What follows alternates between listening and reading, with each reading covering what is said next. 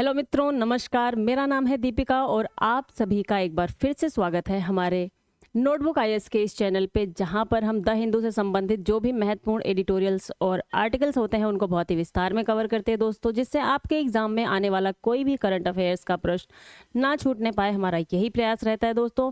तो आज देख लेते हैं हमारे द हिंदू में क्या क्या महत्वपूर्ण आर्टिकल्स निकले हुए हैं। इसी के साथ में दोस्तों, आप सभी जानते हैं हम सेशन को स्टार्ट करने से पहले आपको एक क्वेश्चन देते हैं। वो PYQ हो सकता है, प्रीवियस ईयर का क्वेश्चन हो सकता है, वो प्लेसेस इन न्यूज से संबंधित क्वेश्चन हो सकता है, वो इकोनॉमी, पॉलिटी, ज्योग्राफी, हिस्ट्री, किसी से भी संबंधित आपका क्वेश्चन हो सकता है दोस्तों। तो इसी के साथ में हम देख लेते हैं क्वेश्चन भी क्या है हमारा, और उससे कोई ना कोई आर्टिकल संबंधित होता है हमारे पूरे डिस्कशन के दौरान। तो आप उस आर्टिकल से उसका आंसर देने का प्रयास करिएगा दोस्तों। बाकी हम आंसर को देख लेंगे एक बारी। और दोस्तों, मैं सोच रही हूँ कि हम यहाँ पे कुछ वोकेबलरीज वगैरह को भी इंक्लूड करें। तो पहले हम आप लोगों से ये जो है एक राय लेना चाहेंगे कि क्या हम यहाँ पे आपको द हिंदू से संबंधित 2-4 जो वोकैब्स होते हैं, शब्दार्थ होते हैं, उनको हम यहाँ पे आपके लिए लेकर के आए। आप लोग कमेंट बॉक्स में हमें बताइएगा कि आप अगर चाहते हैं तो हम ऐसा कर सकते हैं, जिससे आपके साथ के साथ 2-4 इंग्लिश के शब्दों की तैयारी भी होती रहे दोस्तों। ठीक है, चलिए स्टार्ट कर लेते हैं। और इसके पहले मैं आप लोगों को, जो भी हुआ, कल पेपर था सारे लोगों का, RO का था और हरियाणा PCS का भी एग्ज़ाम था दोस्तों। तो जिसका जैसा भी गया, कुछ लोग बहुत ही उत्साह में होंगे, कुछ लोग बहुत ही निराश होंगे।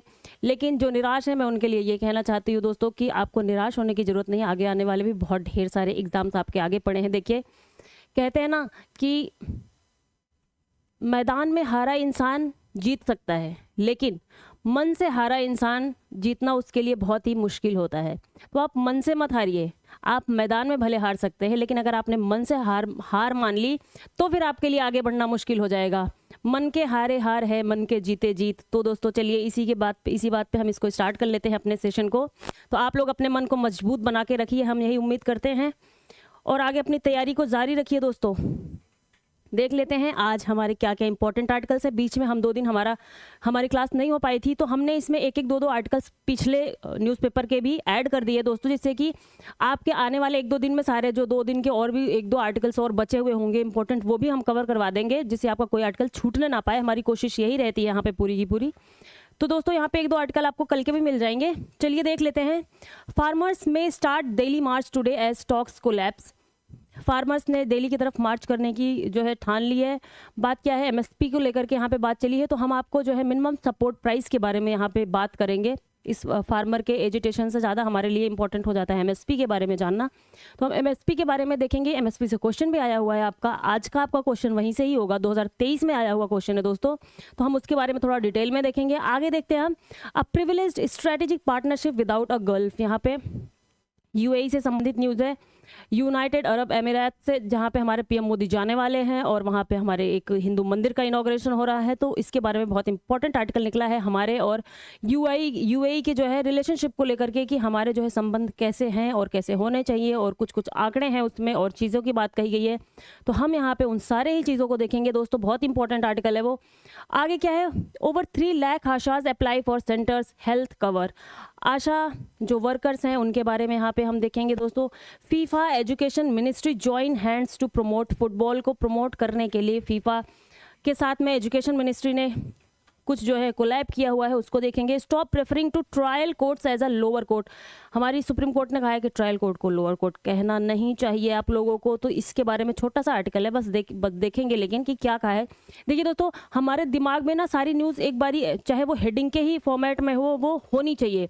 क्योंकि जब हम एग्जाम में जाते हैं, आपने देखा होगा कि आप जब पिछली बार UPSC का एग्जाम दे रहे थे बच्चे, तो उनको ये लग रहा था कि अगर हमने हेडिंग भी ध्यान से जो है डेली बेसिस पे अगर न्यूज़पेपर की पढ़ ली होती, सारी हेडिंग जो इंपॉर्टेंट थी, थोड़ी भी न्यूज़ देख ली होती, तो हमारे ये इतने क्वेश्चन जो है बहुत आराम से सॉल्व हो जाते। अगर हम प्रैक्टिस में बने हुए होते न्यूज़पेपर के, तो हम बहुत ज़्यादा टाइम ना इन्वेस्ट किए होते, सिर्फ हेडिंग भी अच्छे से देख लिया होता हमने, तो हमारे लिए काफ़ी चीज़ें आसान हो जाती। तो यहाँ पे हम कोशिश करते हैं कोई भी न्यूज़ हो तो कम से कम आपके वो दिमाग में उसकी थोड़ी सी भी जानकारी रहे, लेकिन जानकारी रहे आपके दिमाग में, जिससे कि आपके ऑप्शंस में भी कोई क्वेश्चन आए तो आप उसको जो है डील करने की स्थिति में हो दोस्तों।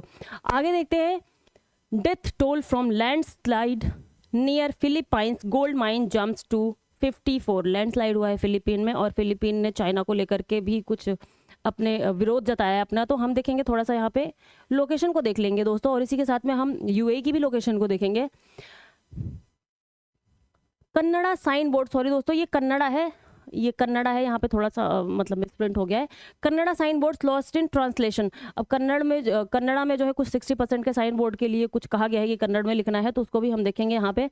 ग्लिम्सेस फ्रॉम द हाउस, ये जो है हम देखेंगे दोस्तों इंपॉर्टेंट आर्टिकल, छोटा सा एक जो है निकला हुआ था, जिसमें हमारे 17वीं लोकसभा का सारा कितने बिल पास हुए हैं, तो हम उन सारे बिल्स का एक जो है झलक ले लेंगे। यहाँ पे ग्लिम्स मतलब होता है एक झलक लेना, समझ लीजिए, ओवरव्यू देखना, तो वो हम देख लेंगे इसी के साथ में, तो हमें ये पता चल जाएगा कि कौन कौन से बिल्स हमारे पास हुए हैं।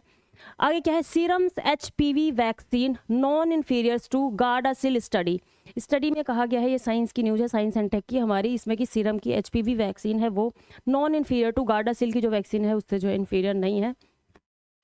और भारत रत्न के बारे में आप देखेंगे कि परसों की न्यूज़ में था भारत रत्न के बारे में, अभी 3 लोगों को और दे दिया गया है भारत रत्न, सब मिला करके इस बारी अभी तक का सबसे हाईएस्ट मतलब अनाउंसमेंट है भारत रत्न का 5 लोगों को, जिसमें 4 को मरणोपरांत दिया जा रहा है और 1 लोग हमारे जो है लाल कृष्ण आडवाणी जी जिंदा हैं।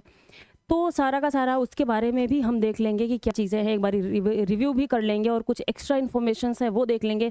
MS स्वामीनाथन को दिया जा रहा है, अभी अभी हाल में ही 2023 में ही उनकी सितंबर में मृत्यु हो गई है, और MS स्वामीनाथन बहुत ही हमारे यहाँ के एक इम्पॉर्टेंट फिगर रहे हैं, तो उनके बारे में जानना हमारे लिए ज़रूरी हो जाता है, क्योंकि उनसे क्वेश्चन आने की संभावना बहुत ज़्यादा, चाहे वो वनडे SSC PCS UPSC किसी में भी पूछने की संभावना हो सकती है, बस क्वेश्चन का लेवल डिफरेंट हो सकता है दोस्तों।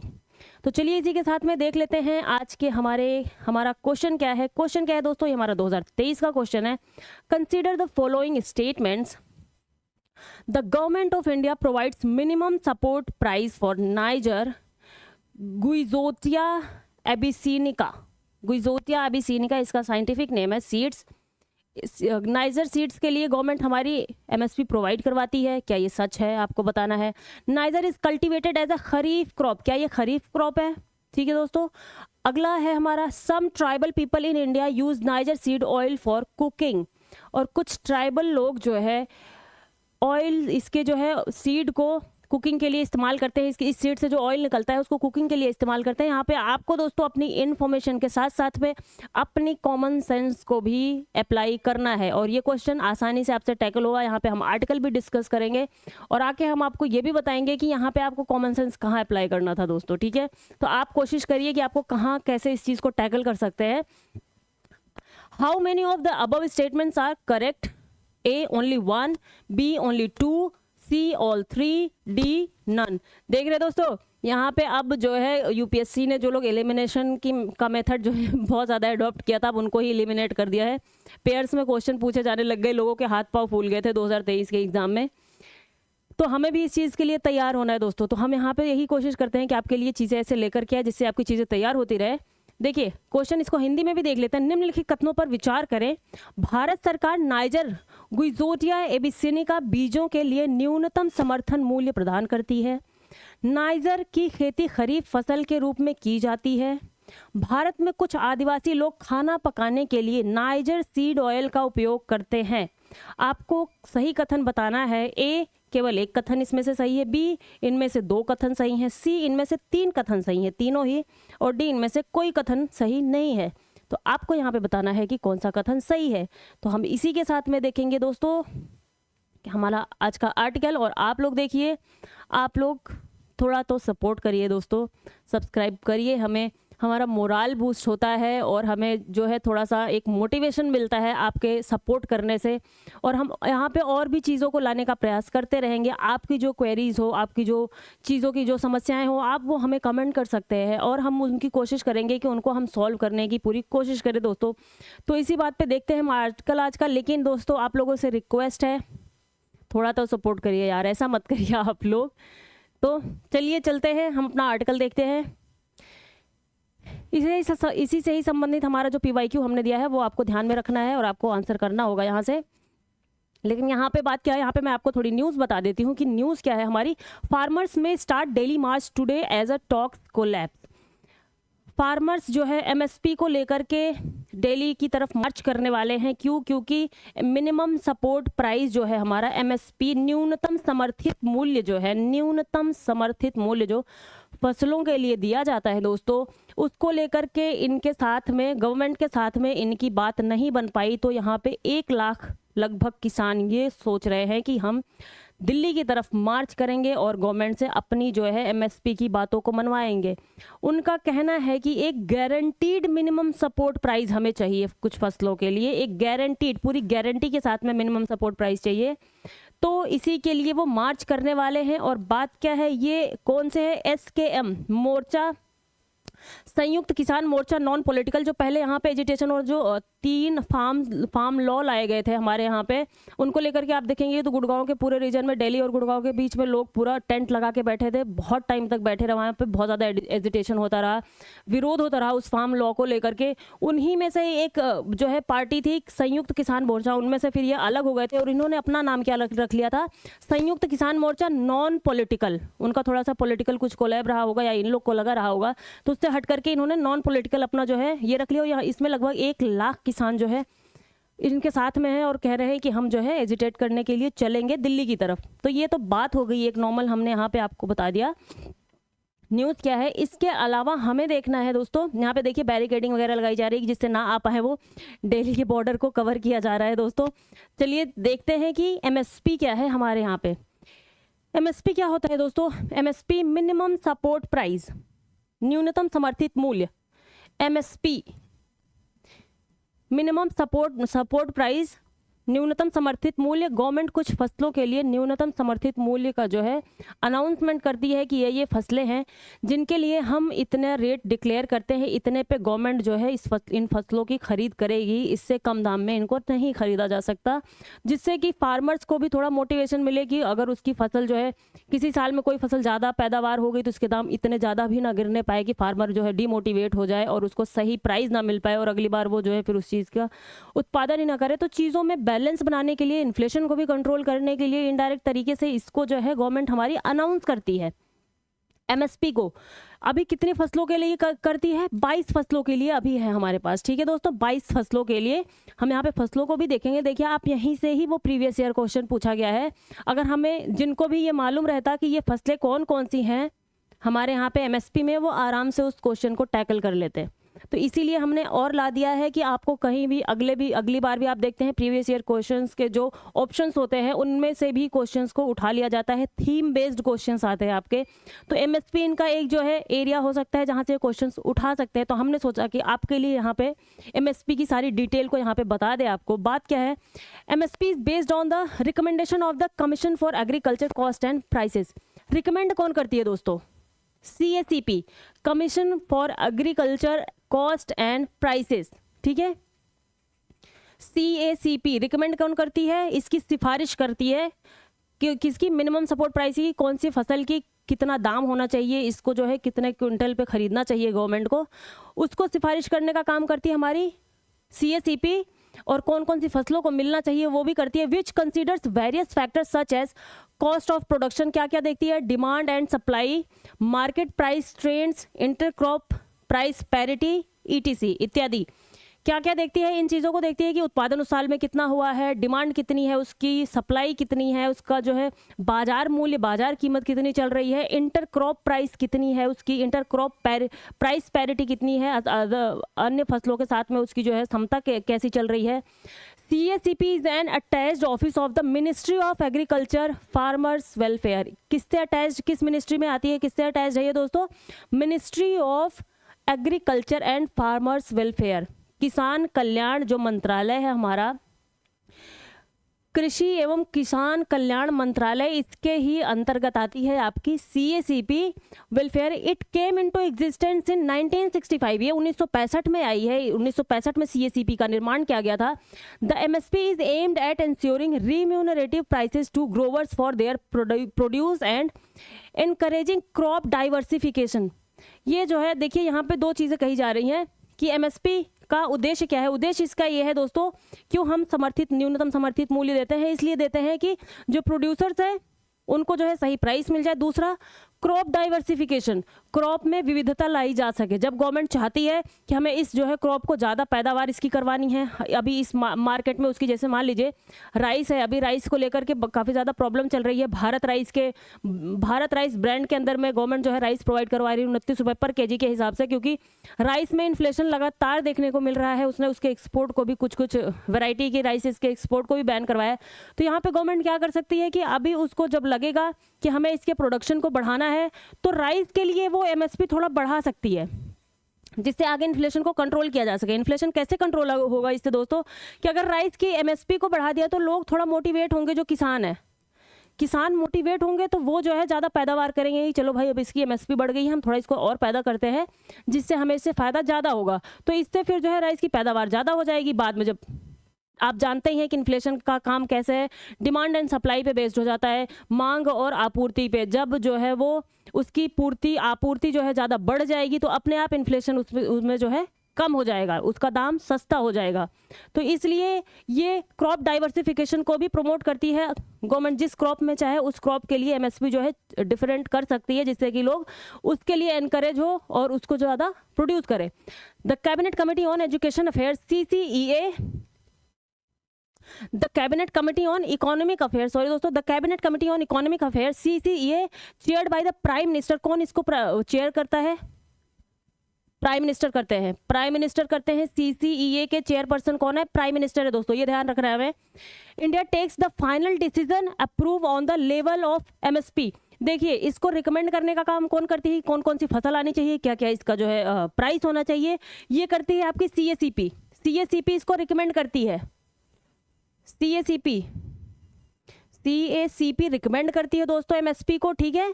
और इसका जो है डिसीजन कौन लेता है, फाइनल डिसीजन कौन लेता है? CCEA, ठीक है। ये जितने जो है CACP जो है कि ये फसलें इसमें आनी चाहिए, तो उसमें से जो है मेन डिसीजन कौन लेगा? Cabinet committee on economic affairs. आप जानते हैं कि कैबिनेट ही इन चीज़ों पे जो है सारी चीज़ों, कोई भी पॉलिसी होती है उसको इम्प्लीमेंट करवाने का, उसका मेन जो डिसीजन लेने का काम होता है वो हमारी कैबिनेट कमिटीज़ का ही होता है। तो यहाँ पे यही लेती है, ठीक है दोस्तों। The mandated crop include 14 crop of the kharif season. 22 जैसे फसलें हैं, इनमें से 14 खरीफ फसलें हैं। रबी और खरीफ जायज़, आप जानते हैं जायद और रबी खरीफ 3 तरीके की हमारे 3 सीज़न की फसलें होती हैं। जो खरीफ फसलें होती हैं उनमें आप मान लीजिए कि चावल हो गया आपका, और जो है बाजरा वगैरह हो गया, चने हो गए, जो भी अभी आपने अपने ठंडी के सीज़न में, जो भी आप समझ लीजिए ठंडी के सीज़न में आपने जो भी अपने आसपास जो भी फसलें देखी रही होंगी, वो आप उनको रख दीजिए आप जो है खरीफ सीज़न में, ठीक है। अब इसके आने वाला जो सीज़न है वो आपका रबी सीज़न होगा। अब जब गेहूं बोया जाएगा तो गेहूं के साथ में आप देखिए कि साथ में लोग जो है क्या करते हैं, सरसों वगैरह भी उगाते हैं। तो ये सारी चीज़ें आपकी जो है रबी फसल में आ जाएंगी। आप अपने आसपास ऑब्जर्व करके देखेंगे तो ये फसलों का जो सीज़न है आपको जो चीज़ें ज़्यादा समझ में आ जाएंगी। अगर आप किसी गाँव के क्षेत्र में रहते हैं तो आसपास आप ऑब्जर्व करिए। अब जब गर्मी का सीज़न आ रहा है तो जो फसलें बोई जा रही हैं वो रबी का मतलब सूरज होता है। आप इसको ऐसे याद कर सकते हैं कि रबी के सीज़न में अब जब एकदम धूप होगी, चिलचिलाती धूप होगी, उस टाइम पे जो फसलें कटेंगी और उनका जो है फसल फाइनल प्रोडक्शन होकर के आएगा, वो जो फसलें होंगी आप देखेंगे वो आपकी रबी सीजन में आ जाएंगी। तो आप देखते हैं कि जो गेहूं की फसल होती है वो भी एकदम गर्मी में कटती है, सरसों होती है, तो ये सारी चीज़ें आप देखेंगे रबी में आ जाएगी। तो जो 22 फसलें उसमें से 14 खरीफ सीजन की फसलें, 6 रबी क्रॉप्स हैं और 2 कॉमर्शियल क्रॉप्स हैं, 2 वाणिज्यिक फसलें हैं। और अगला CACP consider both A2 plus FL and C2 cost while recommending MSP। जो ये CACP है दोस्तों, commission for agriculture cost and prices है, ये क्या करती है आपकी, ये जो है जब किसी भी फसल का जो है दाम निर्धारित करती है, उसका न्यूनतम समर्थित मूल्य निर्धारित करती है, वो किन किन चीज़ों को कंसीडर करती है? वो करती है A2 plus FL and C2। इसका मतलब क्या है? इन चीज़ों को मतलब क्या है? ये थोड़ा सा टेक्निकल टर्म देखने में लग रहा है लेकिन टेक्निकल टर्म नहीं है दोस्तों। A2 का मतलब जो एग्रीकल्चर में जो है किसी किसान ने जो भी कॉस्ट लगाई है, चाहे वो फसलों के कितना पैसा उसमें इन्वेस्ट किया, फसलों के लिए जो बीज उसमें लगाया, जो खाद उसमें दिया, जो पानी उसमें दिया, तो ये इन सब चीज़ों को काउंट करते हैं हम किसमें? A2 में, कि जो उन्होंने बीज के लिए उसमें खर्चा किया, फसल और जो है पानी के लिए, खाद के लिए, उसकी जुताई के लिए, इन सब चीज़ों के लिए जो खर्चा किया ये आपका A2 में आ गया।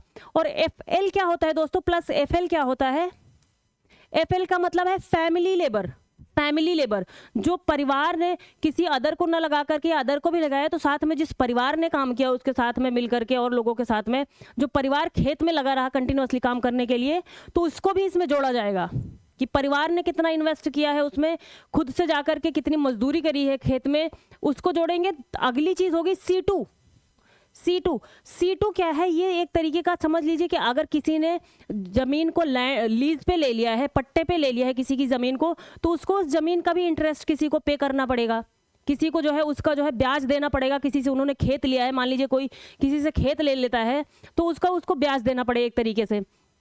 तो ये सारी चीज़ों को मिला करके ये CACP क्या करती है, आपकी MSP को डिसाइड करती है, रिकमेंड करती है, डिसाइड नहीं करती है, सिफारिश करती है वो। और ये आपकी जो है CCEA उसको डिसाइड करती है कि कौन सी इसमें होगी, फाइनल डिसीजन लेती है। तो कौन कौन सा है आपका A2 plus FL plus C2, ठीक है, ये चीज़ें हैं। आगे देखते हैं दोस्तों, सीरियल्स। इसमें जो मोटे अनाज हैं वो कौन कौन से हैं, जो सीरियल्स हैं, पैडी हो गया आपका, धान हो गया, गेहूं हो गया, बारले हो गया, जौ हो गया, ज्वार, बाजरा, मेज एंड रागी, ये चीज़ें हो गई। अगली पल्सेस में क्या है, ग्राम, chana, arhar, tur, moong, urad and lentils. Oil seeds में देखिए दोस्तों, groundnut, rapeseed, mustard, toria, soybean, sunflower seed, sesame seed, safflower seed and niger seed. देखिए ये है क्वेश्चन आपका, नाइजर सीड क्या है आपका, ऑयल सीड है, यहाँ से आपको ध्यान रखना। और ये एक जो है खरीफ फसल है, खरीफ, ये आप समझ लीजिए कि धान के सीजन के साथ में होता है। ये नाइजर सीड आपका खरीफ फसल है दोस्तों, खरीफ।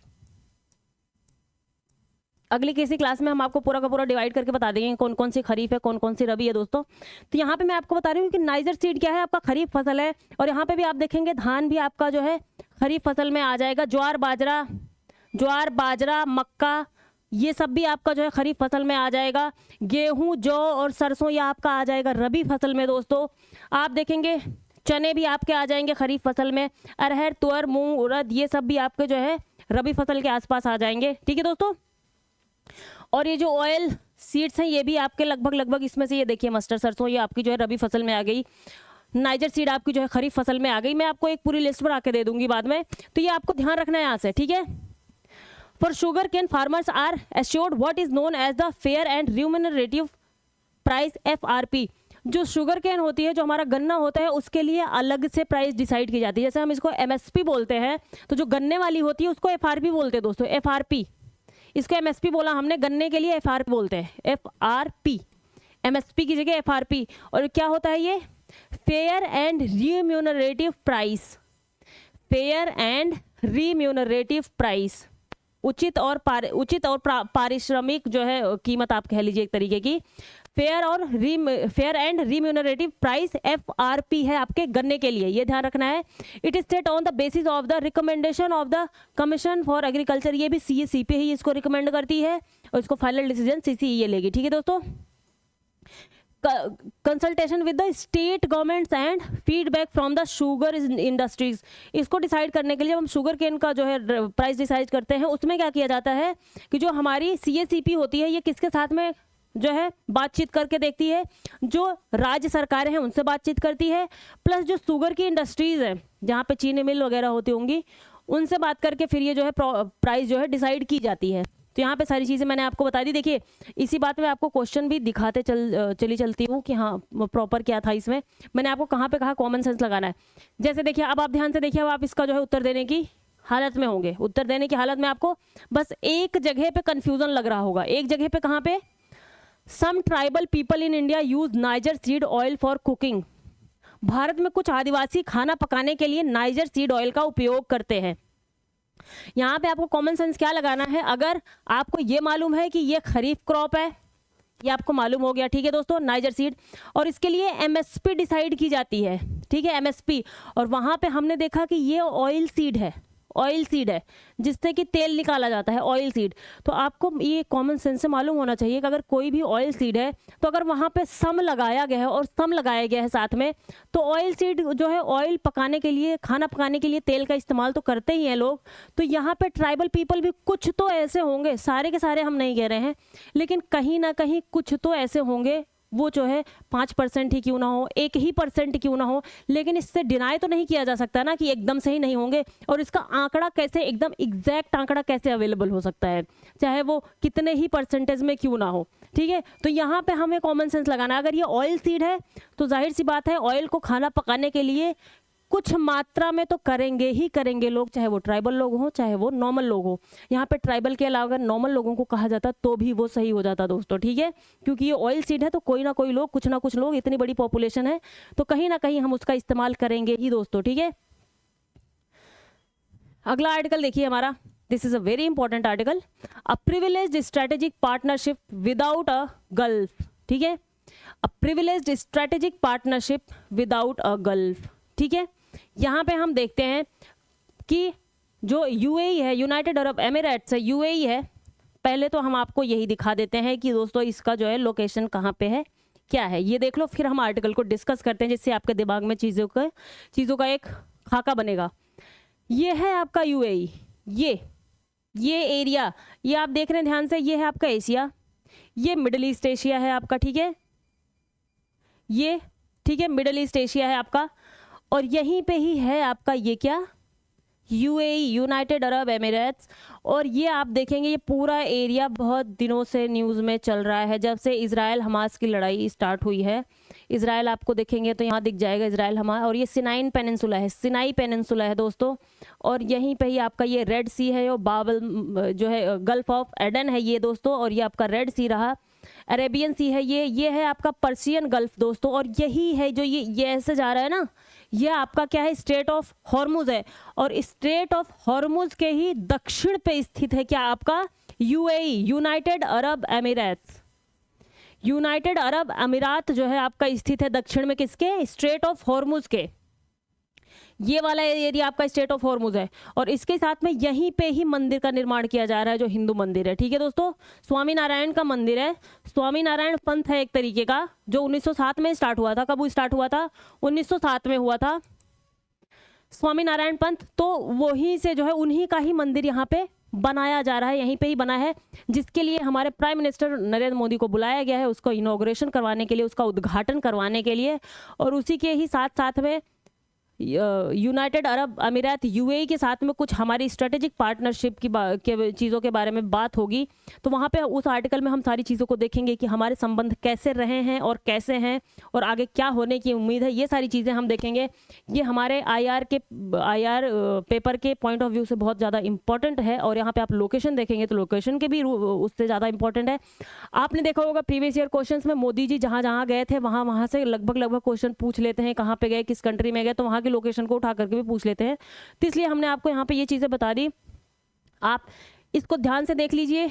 ये आपका ट्रॉपिक ऑफ कैंसर आपका कहाँ से गुजर रहा है, ट्रॉपिक ऑफ कैंसर गुजर रहा है आपके यूएई से गुजर रहा है दोस्तों, ये ध्यान रखना है हमें, ठीक है, यूएई से।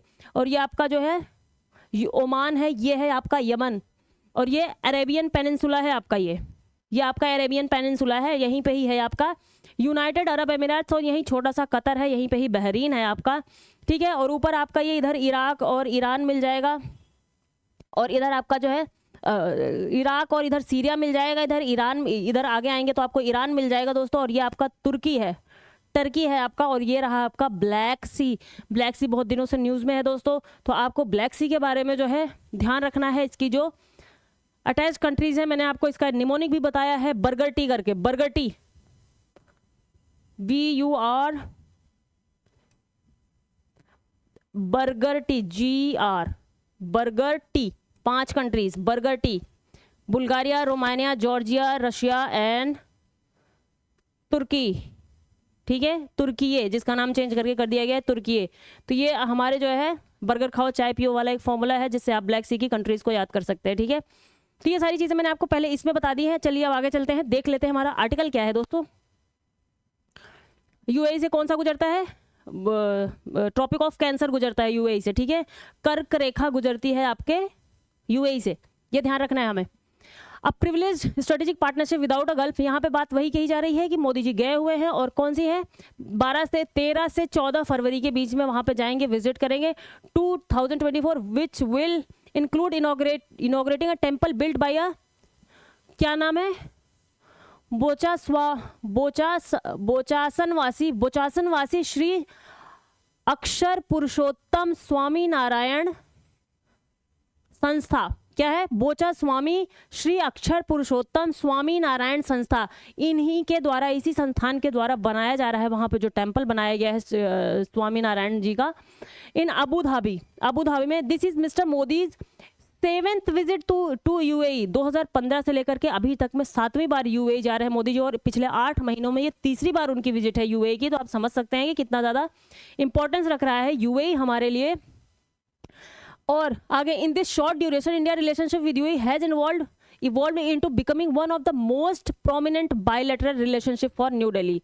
हमारा बायलैटरल जो द्विपक्षीय जो हमारा संबंध है वो काफ़ी ज़्यादा हाई पहुंच चुका है हमारा इंडिया और यूएई का साथ में।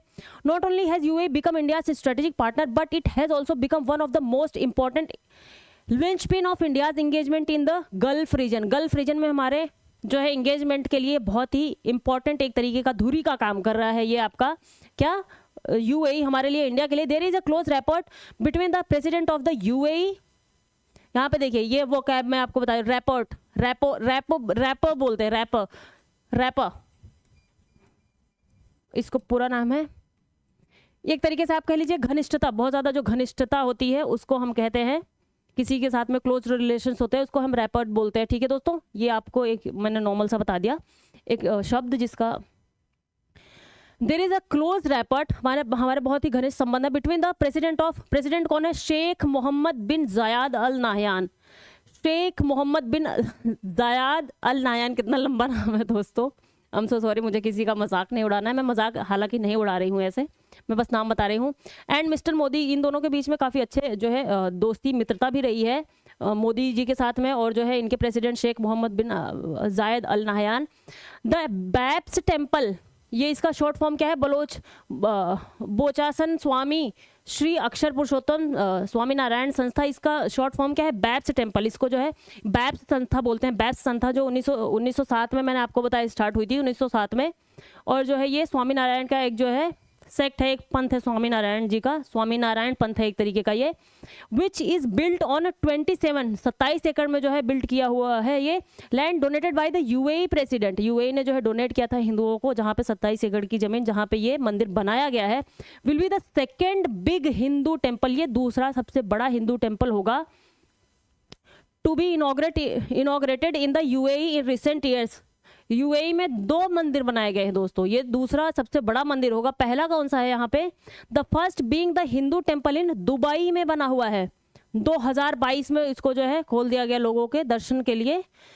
दुबई में पहले से भी बना हुआ है जो है आपके यूएई में ही है दुबई, तो दुबई में पहले से भी एक बना हुआ है, और दूसरा जो है बन रहा है यहाँ पे। The second big Hindu temple is कहाँ पे, ये दुबई में ही, जो हमारी बैप्स संस्था बना रही है, ठीक है।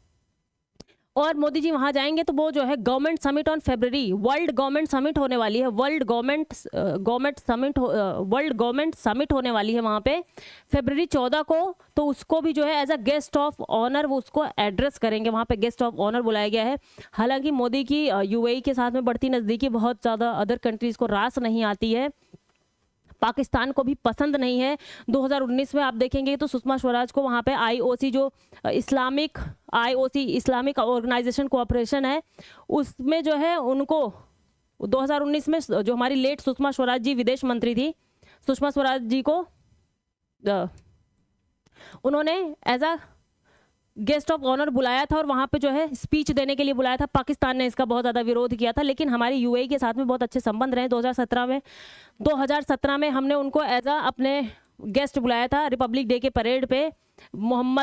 Sheikh Mohammed bin Zayed Al Nahyan को हमने एज अपना चीफ गेस्ट भी बुलाया हुआ था। तो हमारे संबंध लगातार जो है यूएई के साथ में काफ़ी ज़्यादा क्लोज होते चले जा रहे हैं। तो और ये उस पूरे गल्फ रीजन में जो है आप देखेंगे तो इंडिया के लिए बहुत एक इम्पॉर्टेंट रोल प्ले कर रहा है और अच्छा रोल प्ले करेगा। और इंडिया के लिए ये द पिलर्स ऑफ टाइज, देखिए पिलर्स ऑफ टाइज में क्या क्या है दोस्तों, देखिए this special relationship was evident when the UAE president was facilitated in a road show when he was in Gandhinagar in January this year. जनवरी अभी गांधीनगर में वो जो है किसी रोड शो में भी गए थे, जनवरी इसी साल 2024 में आए थे वो यहाँ पे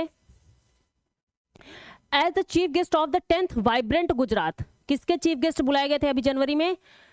वाइब्रेंट गुजरात समिट के 10th वाइब्रेंट गुजरात समिट हुआ था गांधीनगर में, वहां पे जो है इनको बुलाया गया था चीफ गेस्ट के तौर पे और वहां पे रोड शो में उनको जो है रोड शो किया गया था उनके साथ में हमारे मोदी जी ने। The convergence of ideas on global climate issues too was clear when mister Modi was in Dubai for the COP28 climate summit. COP28 climate summit कहाँ पे हुआ था दोस्तों? दुबई में हुआ था। तो वहीं पे जब कुछ हमारे क्लाइमेट जो है गोल्स को लेकर के इंडिया और दुबई के बीच में, इंडिया और यूएई के बीच में कुछ हमारे मतभेद भी रहे हैं जिनको हमने सॉल्व करने की भी कोशिश करी है। Both India and the UAE को लॉन्च, हमने साथ में क्या लॉन्च किया हुआ है? Global green credit initiative. क्या? Global green credit initiative, GGCI, global green credit initiative India और यूएई ने साथ में मिलकर के लॉन्च किया हुआ है। और दूसरा हमारा महत्वपूर्ण पिलर कौन सा है? आर्थिक पिलर। आप देखिए ये हमने स्ट्रेटेजिक पिलर देख लिया, स्ट्रेटेजिक पार्टनरशिप जो हमारी थी वो देखी हमने। अब हम देखते हैं हमारा आर्थिक पिलर में क्या है। हमारा जो बायलैटरल ट्रेड है वो $85 बिलियन पहुंच चुका है, $85 बिलियन पहुंच चुका है दोस्तों, ठीक है।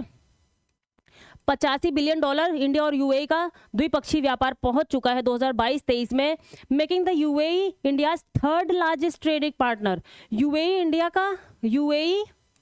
इंडिया का 3rd लार्जेस्ट ट्रेडिंग पार्टनर है दोस्तों, तीसरा सबसे बड़ा ट्रेडिंग पार्टनर है, ठीक है। UAE India 2nd largest export destination, और दूसरा जो है सबसे बड़ा डेस्टिनेशन एक्सपोर्ट डेस्टिनेशन है, जो हम जो है एक्सपोर्ट करते हैं चीज़ों को, उसके लिए सबसे दूसरा बड़ा डेस्टिनेशन कौन है? हमारा यूएई है दोस्तों, ठीक है। The UAE is also the 4th largest overall investor India, चौथा सबसे बड़ा इन्वेस्टर है इंडिया में यूएई हमारे लिए यहाँ पे अभी के टाइम पे। The India UAE comprehensive economic partnership agreement क्या हुआ है? इंडिया यूएई के बीच में कॉम्प्रिहेंसिव इकोनॉमिक पार्टनरशिप अग्रीमेंट भी हुआ है, जो कि 18 फरवरी 2022 में हमने साइन किया था इसको, ठीक है। Aims to increase trade in services, इसका एम क्या था? सर्विस में ट्रेड को इंक्रीज करके जो है $115 बिलियन 5 सालों में बढ़ाना था हमने इसके लिए हमने कॉम्प्रिहेंसिव इकोनॉमिक पार्टनरशिप यूएई के साथ में किया था। On February 1, 2024 the Indian government also approved the signing and ratification of a bilateral investment treaty with the UAE, which could significantly boost bilateral economic engagement, especially manufacturing and foreign direct investment। और हमने जो है UAE के साथ में 1 फरवरी 2024 में signing and ratification of bilateral investment treaty, जो द्विपक्षीय ट्रीटी है उसको हमने यहाँ पे साइन किया है, जिससे हम एक दूसरे में जो है ज़्यादा इंगेजमेंट को, इकोनॉमिक इंगेजमेंट और जो है मैन्युफैक्चरिंग, इन सब चीज़ों को ज़्यादा इन्वेस्टमेंट को बढ़ा सके एक दूसरे की कंट्री में। और अगली बात यहाँ पे क्या कही जा रही? Fintech is yet another area of mutual convergence. जो बात क्या है कि रुपे कार्ड जो है हमारा, रुपे कार्ड की component of India's digital public infrastructure, DPI, digital public infrastructure को शॉर्ट फॉर्म में क्या बोलते हैं दोस्तों? DPI, digital public infrastructure. तो जो हमारा रुपे कार्ड है ये क्या है? डिजिटल पब्लिक इंफ्रास्ट्रक्चर है, is accepted in the UAE since August 2019। RuPay card कहाँ पे यूज किया जा रहा है? एक्सेप्ट किया जा रहा है, यहाँ से आप लेकर के जाएंगे अपना रुपे कार्ड वहाँ पे यूएई में, तो वहाँ पे भी आप आराम से यूज कर सकते हैं उसको। वो कब से हो रहा है? अगस्त 2019 से। अगस्त 2019 से इसको एक्सेप्ट कर लिया है यूएई ने हमारे रुपे कार्ड को। While from July 2023 the rupee was being accepted for the transaction at Dubai airport. और आप दुबई के एयरपोर्ट पे जाएंगे तो वहाँ पे आप अपने रुपए में लेन देन वहाँ पे कर सकते हैं, ठीक है। तो वहाँ पे रुपए को भी उन्होंने एक्सेप्ट किया हुआ है, क्योंकि अभी आप देखेंगे जो ग्लोबली हम कहीं पे जाते कुछ करते हैं तो वहाँ पे डॉलर का ही यूज़ करते हैं मैक्सिमम। तो यहाँ पे ये हमारे लिए एक बहुत ही अच्छी चीज़ है कि हम वहाँ पे जाकर के अपने रुपए में ट्रांजैक्शन लेन देन कर सकते हैं दोस्तों, ठीक है।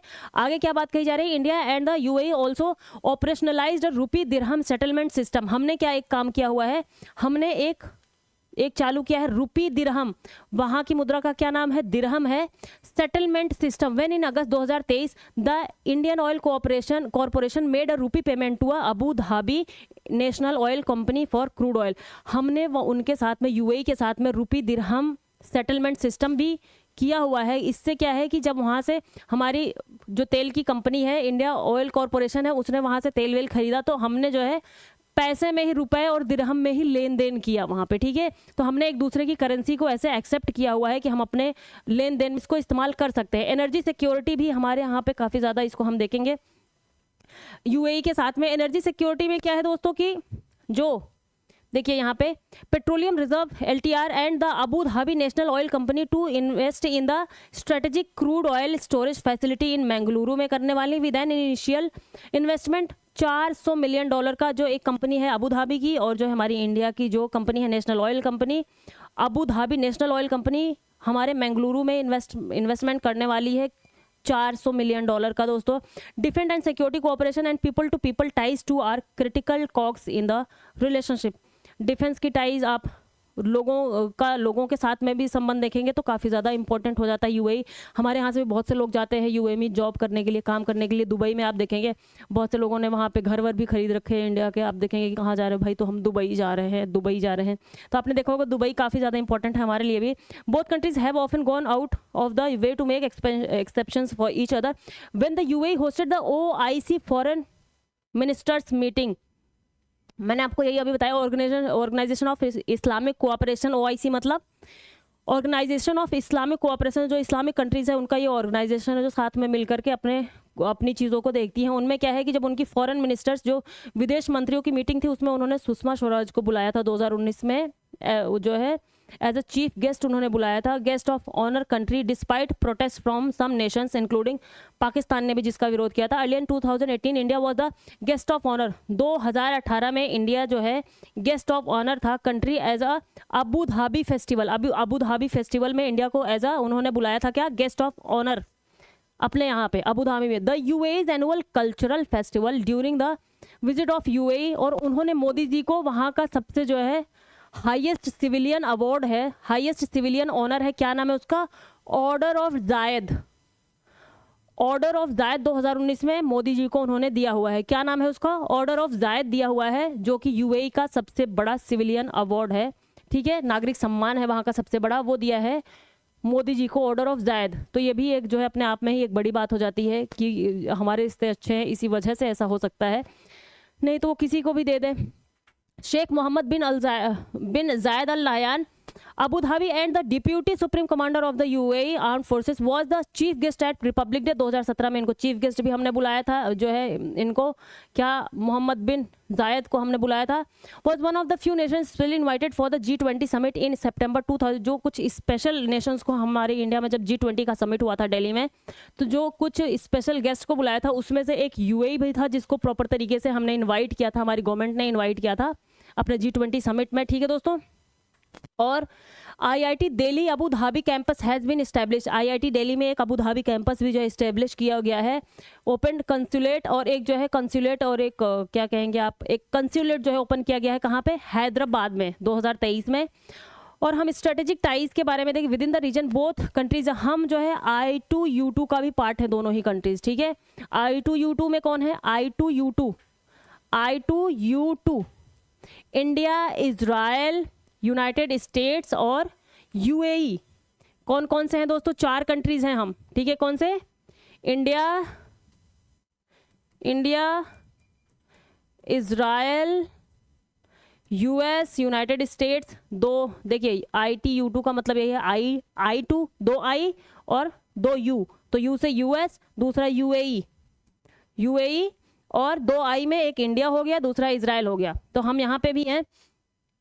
एंड द और दूसरी चीज़, हमने जो अभी G20 में एक घोषणा की थी, क्या की थी, India middle east Europe economic corridor, जो मिडल ईस्ट को पूरा घेरते हुए जो है यूरोप तक जाएगा हमारा जो इकोनॉमिक कॉरिडोर है, जो आर्थिक गलियारा होगा, उसका क्या नाम है, IMEEC,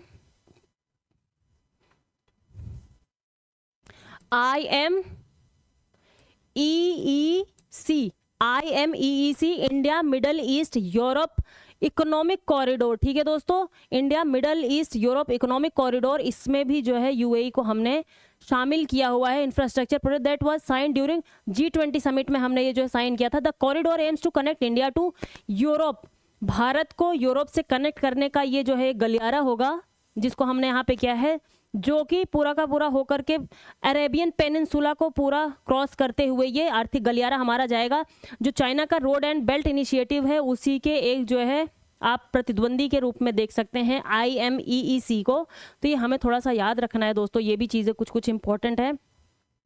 और अब यहाँ पे यही बात कही जा रही है कि अब इंडिया जब वहाँ पे जाएगा, मिलेगा, तो हम देखते हैं गाज़ा को लेकर के भी काफ़ी ज़्यादा जो है आप कहेंगे इजराइल और हमास के बीच में काफ़ी वो चल रही है। तो अब देखेंगे कि इसके आगे जो है क्या हमारे वो निकल के आते हैं दोनों के बायलैटरल जो है संबंधों में। बात क्या है कि while even among the best of friendly nations, UAE हमारा काफ़ी ज़्यादा फ्रेंडली नेशंस है।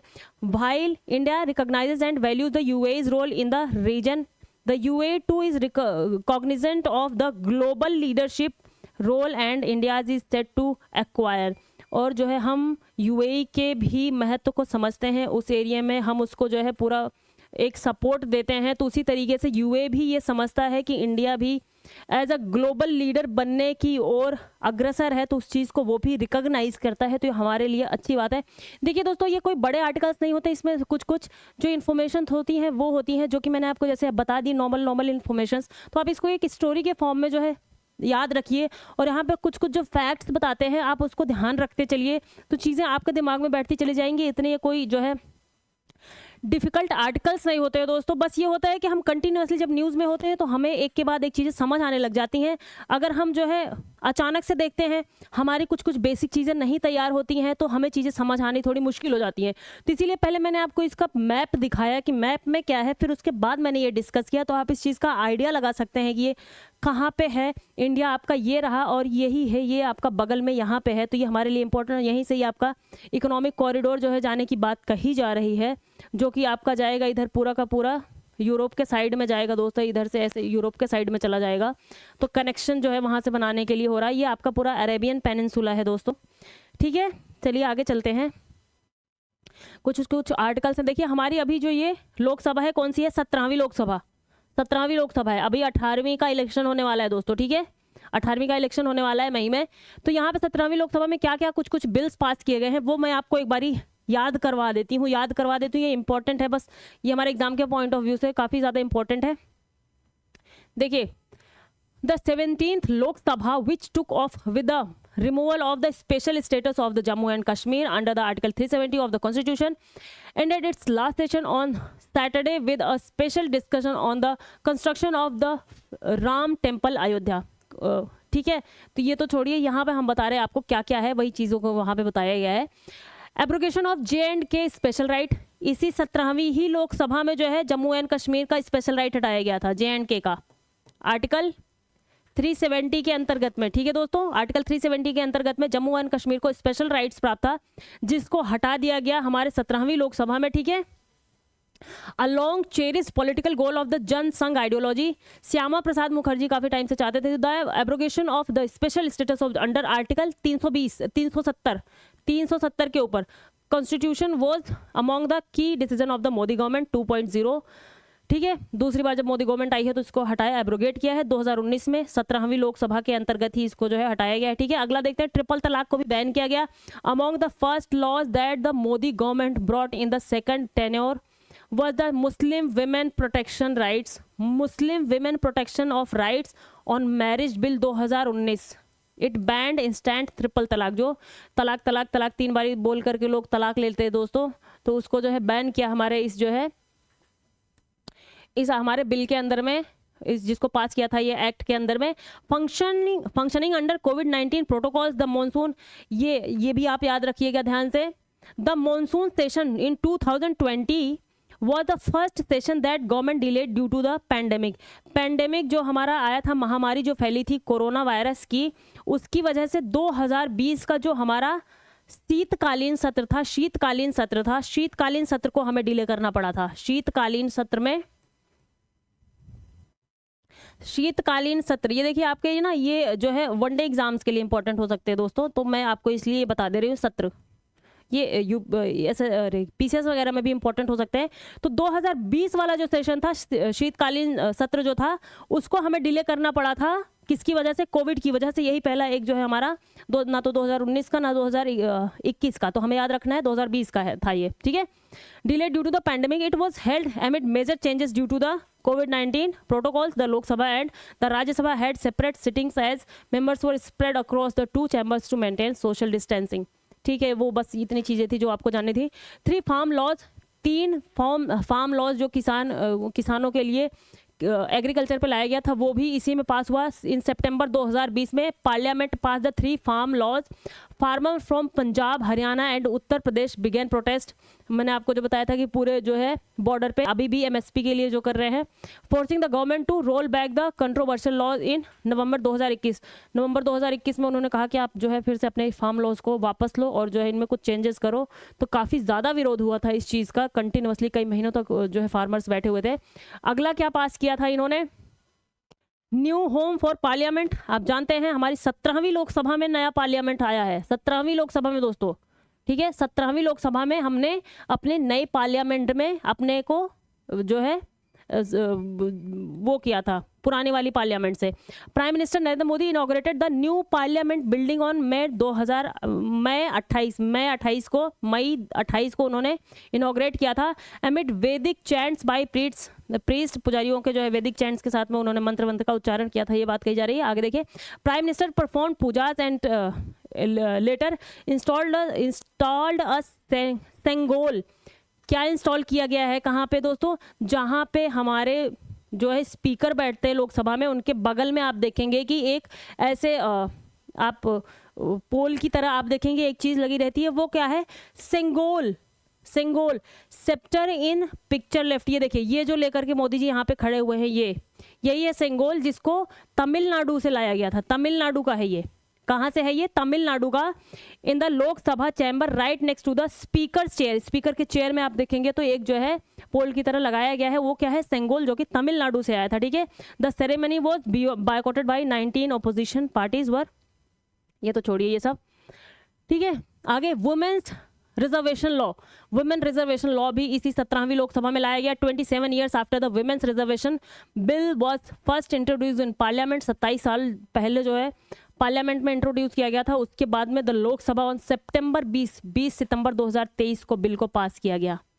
किसका? वुमेन्स रिजर्वेशन बिल, महिला आरक्षण जो विधेयक था उसको पास किया गया 20 सितंबर 2023 को इसी 17वीं लोकसभा में ही with near unanimity to amend the constitution and provide 1/3 reservation, 1/3 reservation के लिए to women in the Lok Sabha and state assembly. Lok Sabha में और राज्य विधानसभाओं में 1/3 सीटों का आरक्षण के लिए ये विधेयक पास किया गया था, महिला आरक्षण बिल। और अगला क्या किया? End of the colonial era criminal laws. जो 3 क्रिमिनल लॉज थे उनको भी चेंज किया गया 17वीं लोकसभा में ही। The Lok Sabha witness the passage of Bharatiya Nyaya संहिता। देखिए, जो हमारा आईपीसी सीआरपीसी है, इन्हीं को चेंज करके नाम क्या किया गया? Bharatiya Nyaya Sanhita second Sanhita bill. The Bharatiya Nagarik Suraksha second Sanhita bill. The Bharatiya Sakshya second bill to replace the Indian penal code. IPC को रिप्लेस किया किसने? भारतीय न्याय संहिता ने। भारतीय न्याय संहिता सेकंड संहिता बिल। और आपका सीआरपीसी को किसने रिप्लेस किया? भारतीय नागरिक सुरक्षा संहिता। भारतीय नागरिक सुरक्षा संहिता सेकंड बिल ने जो है रिप्लेस किया। और आपका procedure and the Indian evidence act, procedure and the Indian evidence act को हमने क्या नाम दिया? भारतीय साक्ष्य सेकंड बिल, भारतीय साक्ष्य संहिता का नाम दिया हमने सेकंड बिल, ठीक है दोस्तों। इन तीनों को भी यहीं पे रिप्लेस किया गया, इन तीनों का ये नाम है, ठीक है। आपको नाम तो याद होना ही चाहिए क्योंकि एग्जाम में आ सकते हैं दोस्तों।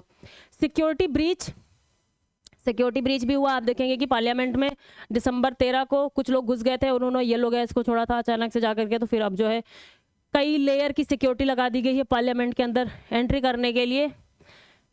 Anniversary of the terror attack on parliament, 2 men jumped from the visitors gallery into the Lok Sabha chamber. They were carrying canisters that emitted yellow smoke. In picture, MPs apprehend the intruders and handed them to the security staff. जो वही यहाँ पे आप देखेंगे picture में, ये घुस गए थे कुछ लोग हमारी पार्लियामेंट में और वहाँ पे जाकर के येलो गैस को उन्होंने अपने पैर के जूतों में कहीं फंसाया रहा होगा, वहां से निकाला था, सारे लोग डर गए थे, फिर पकड़ा गया था उनको।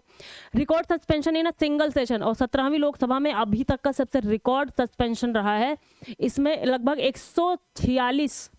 146 अपोजिशन मेंबर्स को एक बार में वहां से निकाल दिया गया। उसके बाद कई बिल पास हुए थे, आपने देखा होगा कि न्यूज़ में कंटिन्यूसली ये चीज़ें बनी हुई थी, और बाहर ही पार्लियामेंट के बाहर जो अपोजिशन के मेंबर्स थे और जिनको निकाला गया था वो काफ़ी ज़्यादा विरोध कर रहे थे इस चीज़ का कि अगर वहाँ पे अपोजिशन के लोग मौजूद ही नहीं है दोस्तों, तो आप बिल को कैसे पास कर दे रहे हैं, अपने मन से ही पास कर दे रहे हैं, ठीक है।